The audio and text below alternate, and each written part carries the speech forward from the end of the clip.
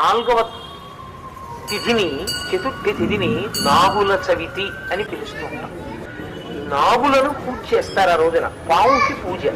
పావుని ఇంటికి తెచ్చుకోవడం అన్నది సాధ్యమయ్యే విషయం కాదు కాబట్టి పావు ఉన్న చోటుకే వెళ్లి పూజ చేస్తారు.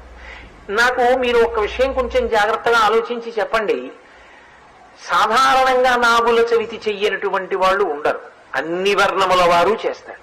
అందరూ తలస్నానం చేస్తారు, చక్కగా పుట్టక పెడతారు, ఏదో అందులో గుడ్డు వేస్తారు, లేకపోతే చిమ్మిలి వేస్తారు, లేకపోతే చలివిడి వేస్తారు, లేకపోతే ఆవు పాలు పోస్తారు, ఆ పుట్ట చుట్టూ తిరుగుతారు, పిల్లా పాపలతో నమస్కారం చేస్తారు, ఇంటికి వచ్చేస్తారు.